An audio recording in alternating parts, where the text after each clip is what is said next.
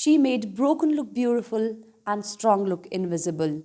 She walked with the universe on her shoulders and made it look like a pair of wings. Yes, this is the beautiful description of the beautiful creation of God. That's a woman.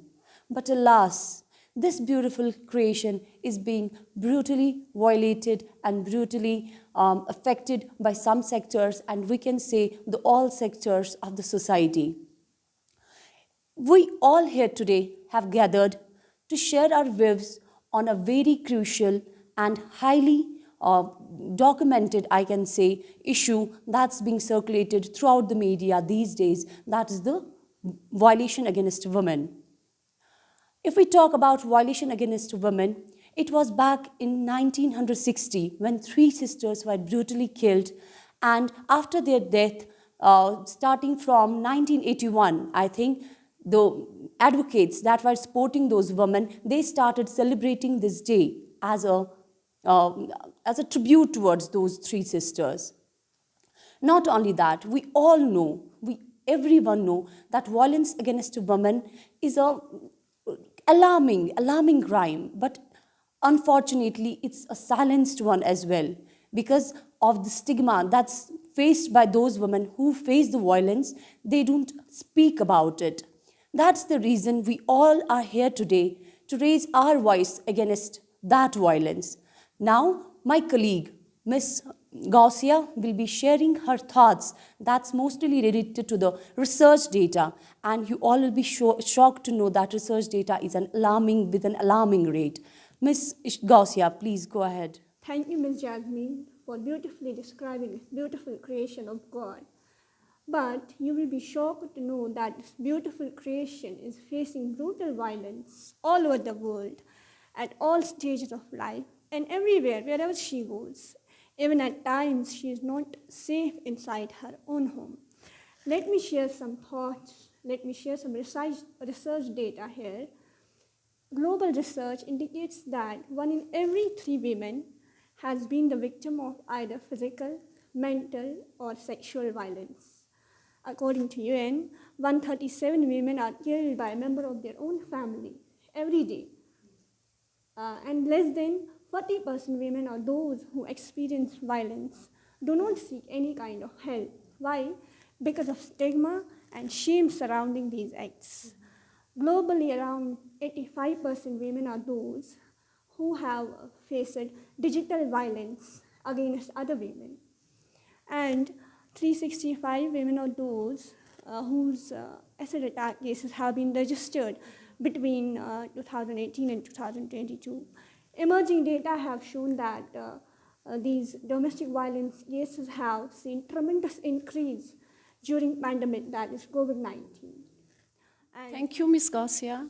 As my colleague, Ms. Gausia has shared research data with us, and we came to know that more than 60% women are facing violence. And this violence they are facing in various forms, like physical violence, psychological violence, domestic violence, verbal violence, or it may be sexual assault, it may be dowry deaths, it may be forced marriage, forced prostitution, and so on.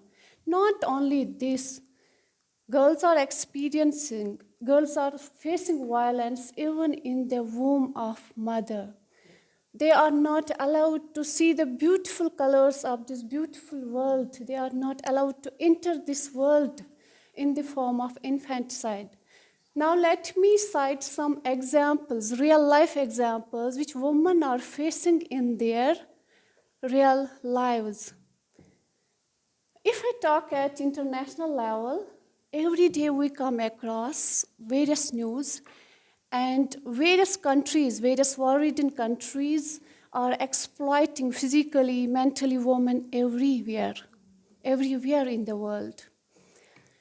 I have countless examples to share so far as my own country, India, is concerned. My dear colleagues, my dear friends, can anyone forget that girl, that 22-year girl, the physiotherapy intern who was traveling in a private bus with her friend, and she was beaten, she was gang raped, tortured, all the 6 men who were in that private bus, they raped her and beat her friend. I have another example, a father from Delhi. It is from Delhi. Recently, a father killed her daughter only for the reason that she was trying to marry a man of her choice. She was only 22 years. So far as my own valley is concerned, you will be shocked to know that 1 year back, a girl was abducted by 2 men from marriage ceremony, and she was taken to the nearby orchards and then raped, then brutally murdered. It is even women affected by violence has affected her well-being, even family, society, community, and even a country at high. And this results in hindering their progress. For the women affected by violence can cause physical, psychological, social consequences, or even death. Violence can lead to stress, anxiety, depression, and also sleeping disorder and even eating disorder as well. Violence, physical violence can cause short-term effect or long-term effect. Short-term effect can have dizziness, confusion, loss of memory, and long-term effect has digestive problems, heart problems, sexual problems, asthma, and chronic problems as well. Not only this, even women throughout the world has attempted suicide and unfortunately has lost their lives to violence. Now Ms. Regina will throw some lights on the remedies for the violence against women. Thank you, Ms. Yasmin. Violence against women and girls are major issues of today's world. In order to raise awareness of this world issue, 25th of November by UN has been dedicated as the International Day for the Elimination of Violence against Women. This year's theme by UN is Unite. Strong deterrent laws and swift justice can accomplish a great deal. But it cannot accomplish everything. Society has to change because it is society that breaks the laws. There has to be change of cultural change, a change in mindset across all demographics of society. This is only possible via education because there is no wrong in the minds of those who are not being taught what is wrong. We need to teach our children, especially our boys, a new meaning of masculinity. These are the young boys and girls who will grow up to be an opinion maker, leader, and cultural icon of tomorrow.